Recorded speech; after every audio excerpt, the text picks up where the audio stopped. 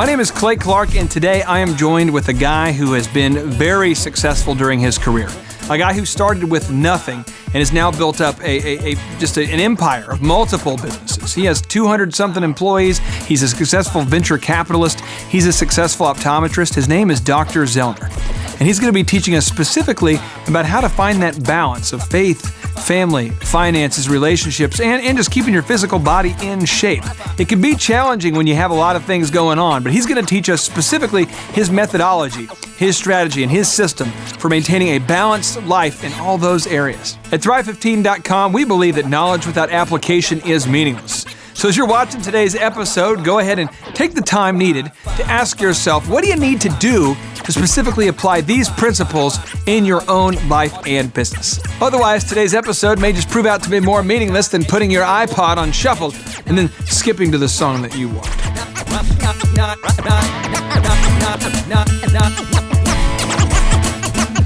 Dr. Z. Hey, Clay. Hey, awesome to see you, my friend. Always a pleasure to be around you. I usually enjoy when our encounters involve a candle here and then some large chairs. Yes. There's a certain glow here. Yes, with the rich mahogany leather and It's incredible. I feel like we're in a castle here. So here we go. We're going to get into it. We're talking about the balancing act about faith, family, finances, relationship, and your physical body. Oh my gosh. Balancing the all this. The secrets to life. So, Dr. Z, rumor has it that you own and invest in at least one company. Is this true? That would be true. And I have 5 startups that I started up that I own, and then I own a piece of or advise or I'm a part of about 5 others. So, strong rumor, you also have an incredible wife of 30 years who just turned 32. Weird deal. I do the math. It's kind of, it is weird. It's hard to figure that out, but Yeah. so 30 years you've been married though? Yes. 3 kids? Yes.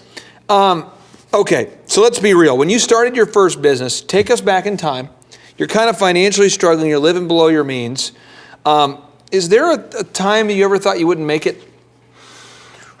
No, there were maybe times that I questioned what I was doing, because the first year out of school, I worked for the people.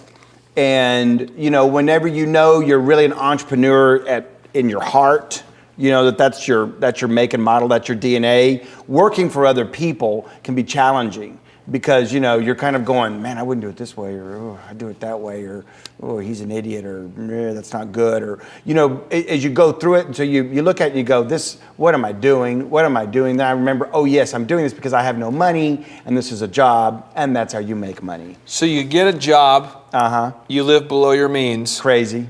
You're basically, but you're financially in a tough spot. Absolutely. Now, Jack Welch. Out of college, no money, grew up poor. So I'm sitting there just scratching and clawing. I love that you love Jack Welch, and I'm going to read you one of his quotes. This is for those of you who don't know, Jack Welch is one of the top CEOs of all time. This guy took over GE when they were just sort of floundering, and then he took it to the next level. Unbelievable. And he says this: there's no such thing as work-life balance. There are work-life choices, and you make them, and they have consequences. Absolutely. You agree with that? Yes. Just the other day, I had a young couple in here that I've been kind of mentoring and coaching on, and we've been buying and flipping homes and doing some other stuff. And so he asked me the question that a lot of young men that I mentor ask me. They go, "When do you know you've worked too much? When do you know that you need to be home? When do you know that it's not okay to skip a soccer game? When do you know that," fill in the blank. And I looked at him and I said, well, here's the good thing about it. Since you're married, you're going to have someone called your wife that's going to let you know. Because that pendulum will swing over here and you're going to work. And then all of a sudden you're going to hear this little, "Come home." But it's usually not that exact tone. Well, true. And then you come home. Do you ever get in the doghouse? Oh yes, of course.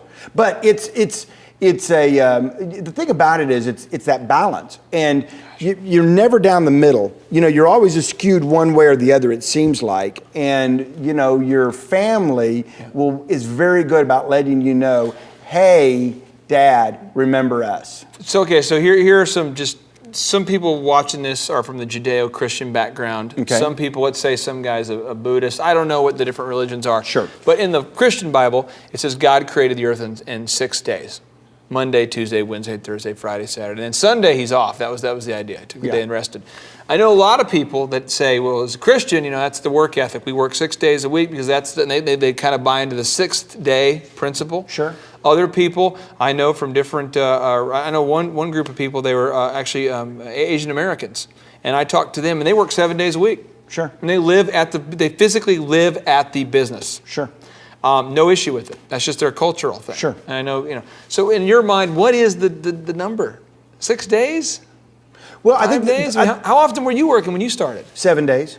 7 days? Yeah. What was your wife? What was Sweet Carrie saying? Was she saying, hey, was she Go make there it with you? Go make it happen, Captain. Really? Yeah. She was encouraging you. Absolutely. Awesome. Because here's the deal. She knew that me working and me, every day I worked, we were a day closer to our goals.